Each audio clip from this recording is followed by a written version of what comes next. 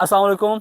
आज का मेरा टॉपिक है जो कि बहुत ही इंपॉर्टेंट है। बहुत से लोग सवाल पूछते हैं कि हमें बताएं कि हम हेल्थ केयर की जॉब्स जो हैं वो यूके में कैसे हासिल करें, वो भी बग़ैर कोई पैसे पे किए। तो जैसे कि आपको पता है कि यहाँ पे आप हेल्थ केयर की जॉब तो ले सकते हैं पैसे दे के, जो कि 20-22 हज़ार 25 हज़ार पाउंड तक आपसे एजेंट लेते हैं और आपको जॉब लेके देते हैं। और वो चूँकि सबके लिए अफोर्ड करना बहुत मुश्किल है। तो आज मैं आपको बताऊंगा वो तरीका कि जिस तरीके के थ्रू आप हेल्थ केयर की जॉब ले सकते हैं, वो भी बग़ैर कुछ पैसे पे किए। अब हेल्थ केयर की जो जॉब्स हैं वो हैं दो तरह की। एक तो आपकी है एक प्राइवेट सेक्टर में, प्राइवेट हेल्थ केयर सेंटर्स में या केयर होम्स में। और दूसरी जॉब्स जो हैं वो हैं आपकी एनएचएस के अंदर, जो एनएचएस जो ट्रस्ट के जो हॉस्पिटल्स हैं उसमें। अब जहाँ तक बात करें अगर प्राइवेट केयर होम्स की, तो प्राइवेट केयर होम्स की मोस्टली जॉब्स जो हैं आपको वो एजेंट्स ही लेके दे रहे हैं, जो कि पैसे लेके दे रहे हैं। और वो जॉब्स जो पैसों वाली हैं उसमें भी मोस्ट ऑफ द टाइम जो है वो रिलायबल नहीं है। जैसे तो आपको कहते हैं हम आपको स्पॉन्सरशिप दे देते हैं और यहाँ पे आके आप काम बेशक कोई और करें, आप हमारे साथ काम ना करें। एक तो उसमें ये फैक्टर है। और दूसरा फैक्टर उसमें ये है कि सम टाइम्स आप जो प्राइवेट केयर होम्स हैं, जो प्राइवेट हेल्थ सेंटर्स हैं, उनके बंद होने का, उनके बैंकरप्ट होने के चांसेस होते हैं। मतलब अगर कोई ऐसी कंपनी है, ऐसा केयर होम है जिसका फाइनेंशियल वो स्ट्रॉन्ग नहीं है, तो हो सकता है कि वो आने वाले सालों में कोई 1 साल बाद, 2 साल बाद वो बैंकरप्ट हो जाए, वो बंद हो जाए, वो कहे जी हम अपना बिज़नेस क्लोज़ कर रहे हैं, अब आपको जॉब से निकाल रहे हैं। तो हेल्थ केयर की जॉब में भी जो सेक्टर, जो ऑर्गेनाइजेशन जो रिलायबल है, जिसमें आपको आपके बैंकरप्ट होने का, उनके और आपको जॉब से निकालने का ख़दशा नहीं होगा, वो है एनएचएस। तो अगर आपको हेल्थ केयर की जॉब मिल जाती है या कोई और भी जॉब जो भी आपकी फ़ील्ड है, अगर उस फील्ड की अगर आपको एनएचएस में जॉब मिलती है, तो वो समझ जैसे आपको पाकिस्तान में सरकारी नौकरी मिल गई है।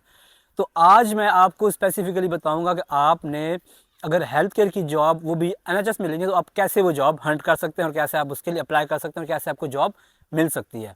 अगर तो आपने एनएचएस में जॉब के लिए अप्लाई करना है, तो सबसे जो उनका बेहतरीन तरीका है वो है आप डायरेक्टली एनएचएस की वेबसाइट पे जाएं। वहाँ पे जाके जॉब सर्च का जो ऑप्शन है, उसमें आप जॉब सर्च में जाके अब आप आगे उनकी डिफरेंट फील्ड्स आती हैं कि आपको उसमें सेलेक्ट करना होता है कि क्या आप नर्सिंग एंड मिडवाइफरी में के सेक्टर में जाना चाह रहे हैं, क्या आप एलाइड हेल्थ सर्विसेज में जाना चाह रहे हैं, तो या आप किसी और फील्ड में। तो अगर आप हेल्थ केयर में जाएंगे तो हेल्थ केयर आपका आता है नर्सिंग। तो आपने नर्सिंग एंड मिडवाइफरी सेक्शन में जाके, तो वहाँ पे अगर आप सर्च बाय कीवर्ड्स भी कर सकते हैं, या सर्च बाय बैंड कर सकते हैं, या सर्च बाय सैलरी रेंज कर सकते हैं, या आप search by job type like full time, part time, flexible, bank staff, या इसमें डिफरेंट ऑप्शंस हैं। तो अगर सबसे आसान जाके आप जाके कीवर्ड्स में लिखें हेल्थ केयर असिस्टेंट, या एक और टर्म ये यूज़ करते हैं, वो करते हैं हेल्थ केयर सपोर्ट वर्कर। तो आप उस सर्च बार में जाके हेल्थ केयर असिस्टेंट या हेल्थ केयर सपोर्ट वर्कर जाके अगर आप उस पर टाइप करके उसको आप सर्च करेंगे, तो आपको सारी वो जॉब जो कि एनएचएस के अंदर मौजूद हैं हेल्थ केयर असिस्टेंट की या हेल्थ केयर सपोर्ट वर्कर की, वो सामने आपके वो पेज खुल जाएगा।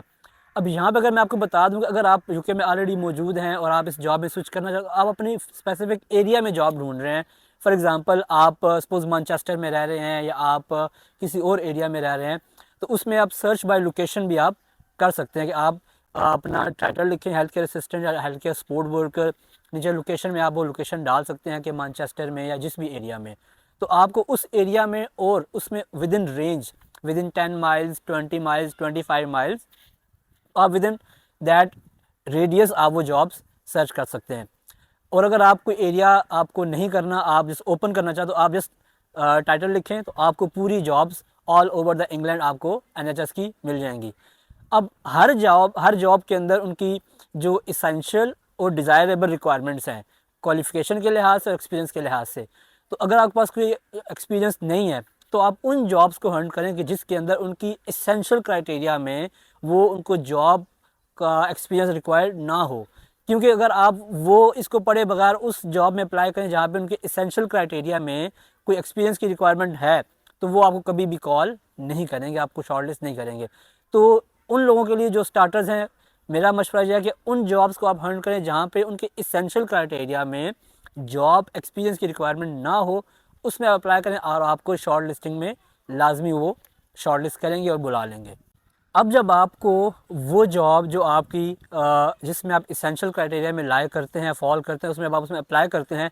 अब अप्लाई करने में जो चीज़ इंपॉर्टेंट है वो आप सुन लें कि वो ये है कि हम लोग मोस्ट ऑफ द टाइम ये करते हैं कि हम उसकी बेसिक चीज़ें फिल करते हैं, पर्सनल इन्फॉर्मेशन फिल कर दी, एजुकेशनल क्वालिफिकेशन वगैरह पुट कर दी और हम कहते हैं बस यार हो गया।